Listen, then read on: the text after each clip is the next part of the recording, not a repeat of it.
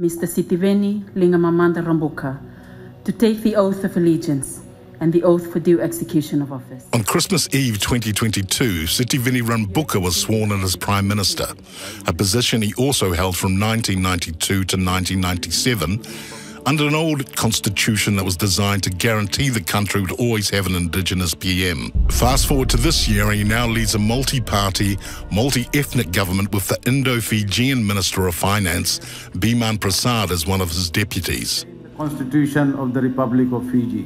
While both Indians and Fiji's indigenous communities celebrated long into the night following Rabuka's victory, the man himself told a New Zealand-based Fijian audience during a recent state visit that he knows there's also many who would like to see him fail. I acknowledge that according to the statistics at home, in the last elections, less than half voted for me or my party. We have inherited a lot from a previous government. They have promised a lot, and we will have to try and keep those promises. We cannot solve everything overnight.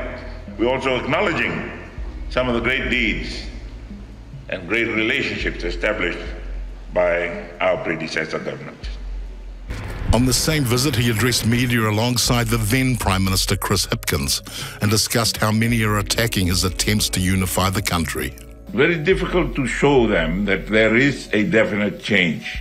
They're so used to what we've had in the past 16 years, and not all of what has happened in the last 16 years has been bad. Shamima Ali is a Fijian political activist of Indian and Fijian descent and the coordinator of the Fiji Women's Crisis Centre. When we spoke to her, she had just launched a government-backed plan to eradicate violence against women and children, which she believes would not have happened under the previous administration. I mean, there was a dicey moment when we thought all these documents, all this research and all these plans that we had that might go off the rails after the former minister resigned and so on, and a new minister came in, but she was okay. She pushed it through. She didn't let it drop off. A whole lot of euphoria when the government lost by a very slight margin, but there was a new government, there's a coalition government, so that gave people a lot of confidence. The best thing about it is that we can speak out. And we know that no one is going to come and get our families, or the fallout won't be on anyone. The way everyone danced and sang on the streets the day it was, we knew that there was going to be a new coalition government. But Krish Naidu, president of the Fiji Grimmett Foundation of New Zealand, says Rabuka is already showing he's a man of his word. It's the first visit by a Prime Minister straight after the election, and it's been a while since the Prime Minister of Fiji has actually visited New Zealand, and over the years we've seen that the relationship between Australia, New Zealand and Fiji has kind of strained. So this is a symbol of hope, that the Prime Minister is here to strengthen that relationship, to build that relationship and bring much the aroma, the love to the Pacific neighbours. And of course New Zealand is very important to Fiji, as well as Fiji is very important to New Zealand strategically, politically, economically and culturally.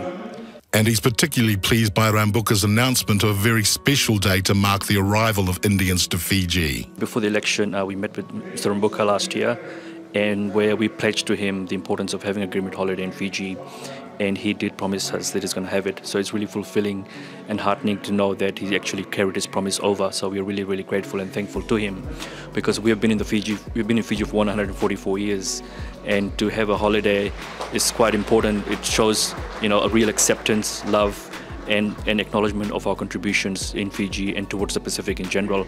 And during this year's Grimmett celebrations, Rabuka says the recent reconciliation ceremony between the Methodist Church and the Indo-Fijians had a personal impact on him. It was brought out into the open.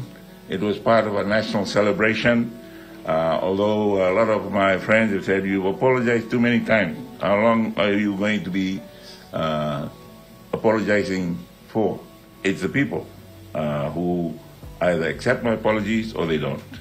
But even these potentially groundbreaking events draw much criticism from his allies. So what is the significance of Rabuka's efforts to apologize for 1987?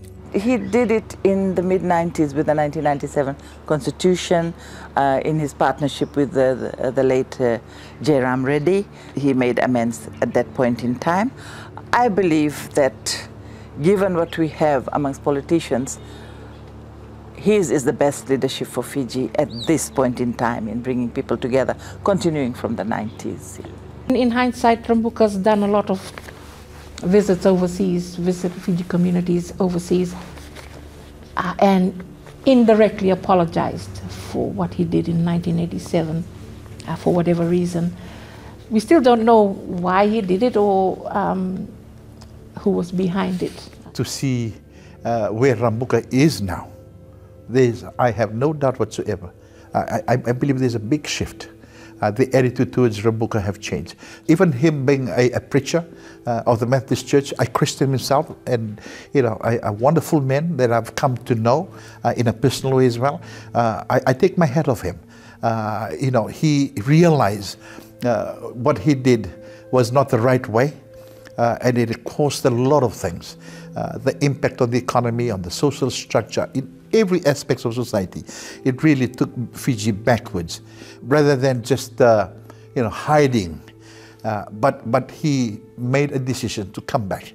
He stood his ground, came to the place of humility, humbled himself, admitted, acknowledged that what happened wasn't supposed to happen, but make amendments. And I think that pathway of reconciliation is very important. Not just for the churches, but for the whole of Fiji. And so the challenges remain.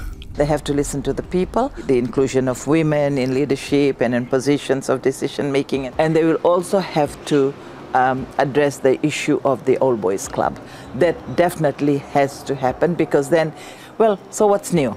They did that and they're doing the same thing. So they have to get away from them and give positions on merit and have a very clear and transparent recruitment system.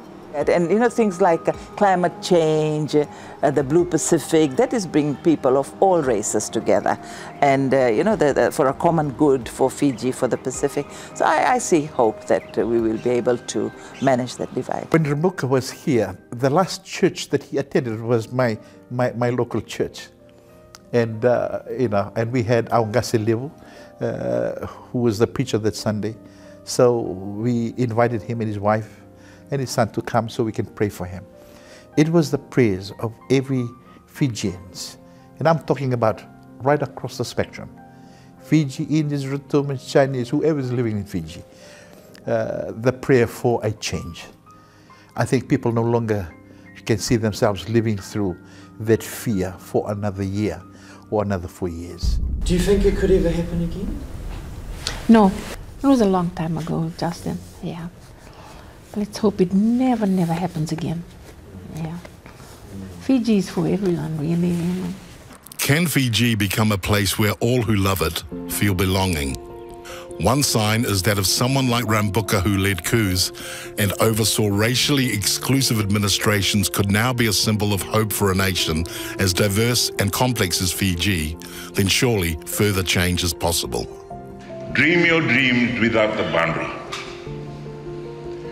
Dream your dreams without the boundary. Go get them. You young people, continue to dream. Don't create your boundaries. There will be boundaries, but continue to dream your dreams.